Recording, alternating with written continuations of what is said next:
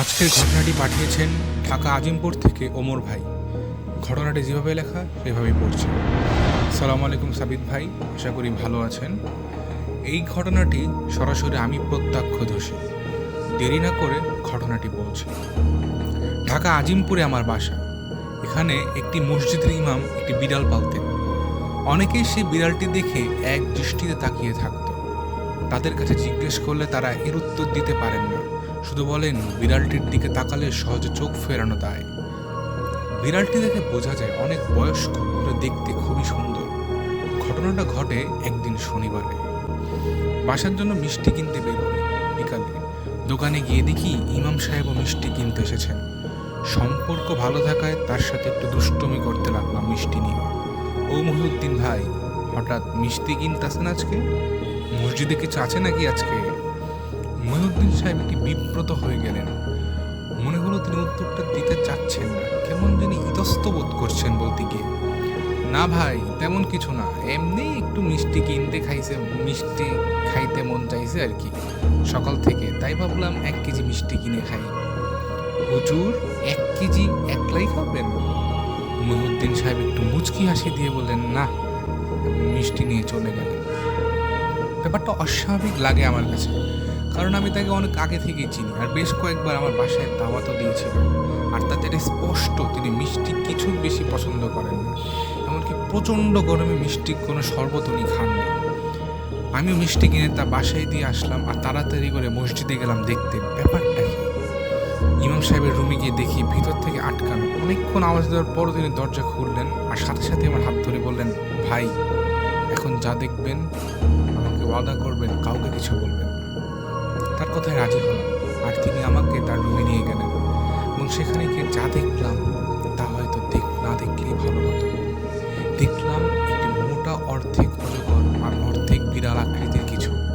মুখটা অজগর সাপের মতো, আর সেই মুখ দিয়ে বিড়াল বা কুকুরের মতো করে মিষ্টি খাচ্ছে ভয়ঙ্কর ভাবে। হুজুরকে কিছু বলার আগেই তিনি বললেন, ও বিড়াল না, আমার পোষা জিন। বিভিন্ন কাজে ওকে ব্যবহার করতে হয়, তাই ওকে আমার কাছে রাখি বিড়াল রূপে। আজকে অসুস্থ থাকায় ওর এমন অদ্ভুত রূপ পরিবর্তন। অসুস্থ থাকলে মিষ্টি খাইতে চায়, ও মিষ্টি আনছি ওকে খাওয়ানোর জন্য। ধন্যবাদ ওমর ভাই এত চমৎকার একটি ঘটনা পাঠানোর জন্য। কথা না বাড়িয়ে ঘটনায় চলে যাওয়া যাক। ঘটনাটি পাঠিয়েছেন ঢাকা থেকে রুবেল। যেভাবে লেখা সেভাবেই পড়ছি। সালাম আলাইকুম সাবিত ভাই, আশা করি আপনি ভালো আছেন। ঘটনাটি আমার ওস্তাদের সাথে ঘটা, তারই ভাষায় আমি লিখছি। চট্টগ্রাম রেলওয়ে স্টেশনের আশেপাশে একটি মাদ্রাসা, নাম প্রকাশ করা যাবে না বিধায় নামটি বলছি না। ওই মাদ্রাসাটা অনেক জনপ্রিয় ছিল, কারণ সেখানে ছাত্রছাত্রীদের খুব যত্ন সহকারে পড়ানো হতো। ঘটনাটি ঘটে 2004 থেকে 5 সালের দিকে। সেটা সেখানকার হিফজখানা নিয়ে। হিফজখানা হলো যেখানে ছাত্রছাত্রীরা কোরআন মুখস্থ করার চর্চা করে, তাই তাদের আলাদা একটা টাইম শিডিউল আছে যা মেনে চলতে বাধ্য হয় তারা। রাত 3টার দিকে উঠে কোরআন পড়তে বসবে একেবারে ফজরের নামাজের আগ পর্যন্ত। তারপর নামাজ পড়ে ঘুমিয়ে ঘুম থেকে উঠবে সকাল 8টায়। এরপর জোহরের আগ পর্যন্ত, মানে 12টা পর্যন্ত পড়বে।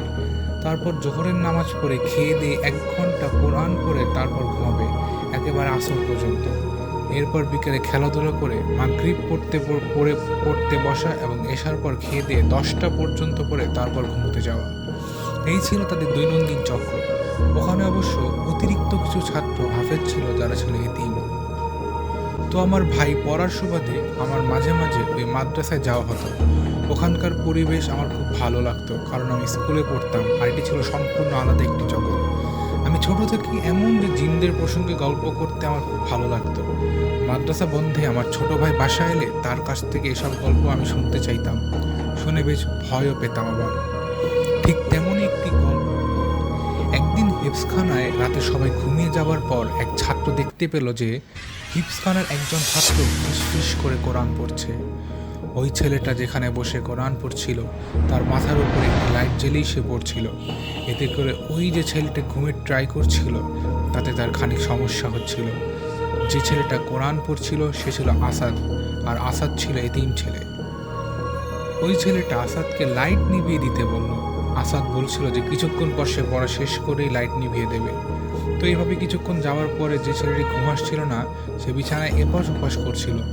কাঁথার ভিতর দিয়ে অল্প করে ফাঁক করে আকাশের দিকে তাকিয়ে রইল সে।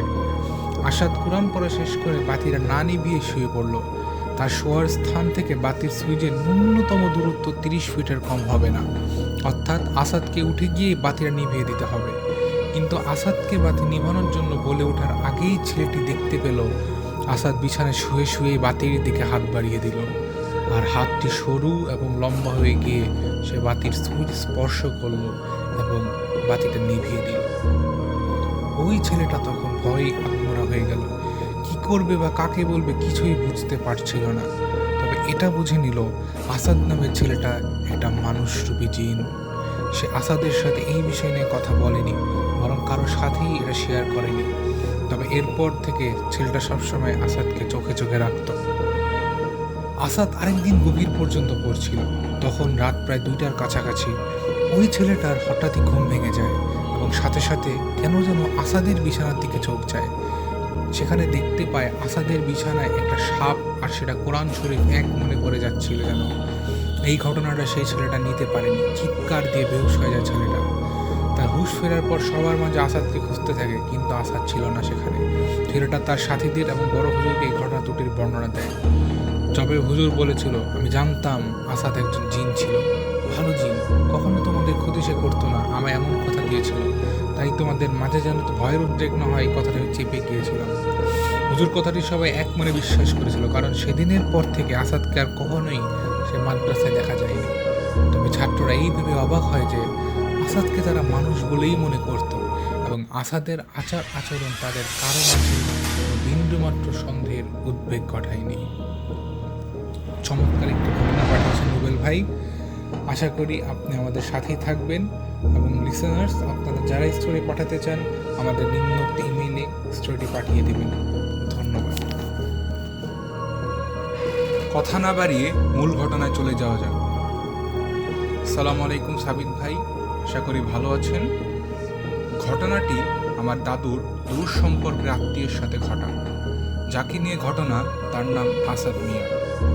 আসাদ মিয়া 1971 সালের মুক্তিযুদ্ধ চলাকালীন সময় বরিশালের কোনো এক স্থানে সরকারি চাকরিজীবী ছিলেন। পাকিস্তানি মিলিটারিরা যখন বরিশাল আক্রমণ করে তখন উনি মুক্তিযুদ্ধে যোগ দেন। বরিশালের বাবুগঞ্জ নামক জায়গায় এক ক্যাম্পে তিনি প্রশিক্ষণ নেন। ওই সময় এক রাতে তিনি প্রাকৃতিক কাজে ক্যাম্পের পাশের জঙ্গলে যান। ভুলবশত একটি পুরনো কবরের উপর বসে পড়েন।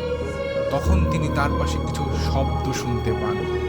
তখন চাঁদের আলো ছিল। ওই আলোতে তিনি দেখেন পুরনো একটা গাছ থেকে একটি মহিলা উল্টা হয়ে নিচের দিকে হেঁটে নেমে আসছে। মহিলাটির চোখ বলতে কিছুই ছিল না। মহিলাটি দেখতে দেখতে তার খুব কাছে চলে আসে। তিনি কি করবেন কিছুই বুঝতে পারছিলেন না, এমনকি দৌড় দেওয়ার শক্তিও হারিয়ে ফেলেছিলেন। তখন তিনি দেখেন মহিলাটির মাথা ফাটা, আর ফাটা জায়গা থেকে অঝরে রক্ত ঝরছে। কিছু রক্ত কাপড়ে লেগে আছে আর চুলগুলো এলোমেলো। মহিলাটি ওনাকে ধরার জন্য হাত বাড়ালে তিনি দৌড় দেন। কিছু সময় পর তিনি পিছে তাকিয়ে দেখেন যে বিশাল আকৃতির কয়েকটি বড় বড় শূকর তার দিকে দৌড়ে আসছে। এটা দেখে তিনি আরো জোরে ভয়ে দৌড় দেন এবং একটি গাছের সাথে বাড়ি খেয়ে অজ্ঞান হয়ে যান। ক্যাম্পে ফিরছে না দেখে তার সঙ্গীরা তাকে খুঁজতে বের হয় এবং জঙ্গলের পাশে তাকে খুঁজে পায়। তার শরীরে কোনো কাপড় ছিল না এবং বিভিন্ন স্থানে লাল দাগ দেখা যায়। তার অবস্থা বেশি ভালো ছিল না। তার কিছুদিন পর তাকে তার গ্রামের বাড়িতে পাঠিয়ে দেয়া হয়। তখন যুদ্ধ শেষ হয়ে গিয়েছিল। তার গায়ের লাল দাগগুলো কিছুটা বড় হয়ে কালো হয়ে যায়, সাথে প্রচুর ব্যথাও শুরু হয়। বহু ডাক্তার দেখিয়েও কোনো লাভ হয়নি। শেষে এক কবিরাজের শরণাপন্ন হন। কবিরাজ তাকে বলেন তিনি যে জায়গায় বসেছিলেন সেটি ছিল একটি কবর। পরে খোঁজ নিয়ে জানতে পারে যে কবরের উপর বসেছিলেন ওটা একটি তরুণ যুবকের কবর ছিল, যে মানুষের উপর কালো জাদু করত। গ্রামের সবাই মিলে একদিন ওই যুবককে লাঠি পেটা করে এবং উনি মারা যান। সবাই মিলে ওনাকে জঙ্গলে কবর দিয়ে রাখে। সেই যুবকের একটি পোষ্য পরী ছিল। এরপর থেকে অনেকে রাতে জঙ্গলে পরীর মতো কিছু একটা চলাফেরা করতে দেখেন। যাদের ভাগ্য ভালো, যারা তার সামনে পড়েছে তারা বেঁচে ফিরেছে, আর যারা অশরীরী খপ্পরে পড়েছে তাদের কেউ কেউ মারা যেত, আর যারা বেঁচে ফিরত তাদের শরীরে এরকমই লাল দাগ দেখা যেত, যা কিছুদিন পর কালো হয়ে পচা শুরু করত আর অবশেষে মারা যেত। এটি শুনে আসাদের মা কাঁদতে কাঁদতে কবিরাজকে বলেন, আমার ছেলেটিকে বাঁচান, আল্লাহর দোহাই লাগি। কবিরাজ বলেন, আগামীকাল এশার পর আমি আসব, আপনারা কিছু জিনিস ব্যবস্থা করে রাখবেন। বলেই কবিরাজ বলেন, 5 কেজি মিষ্টি, 1টি ছাগল, 3টি আগরবাতি এবং গরুর রক্ত লেগে থাকা দড়ি। তো যথারীতি আসাদের পরিবার সেগুলো জোগাড় করে রাখে। পরের দিন এবারের কবিরাজ এলেন। তিনি উঠোনে গোল করে বৃত্ত এঁকে তার মধ্যে আসাদকে বসালেন এবং নিজেও একটি বৃত্ত এঁকে বসলেন।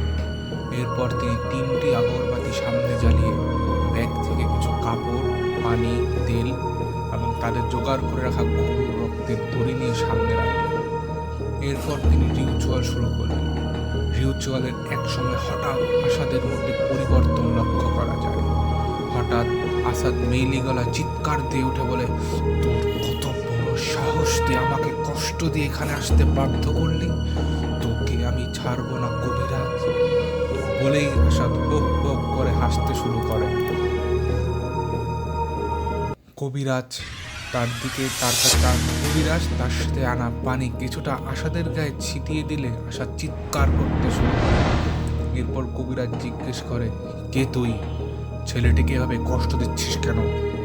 আসাদ বলে ওঠে, আমি আফরোজা, ও আমার মনিবের কবরের উপর বসেছে, ওকে আমি মেরে ফেলবো।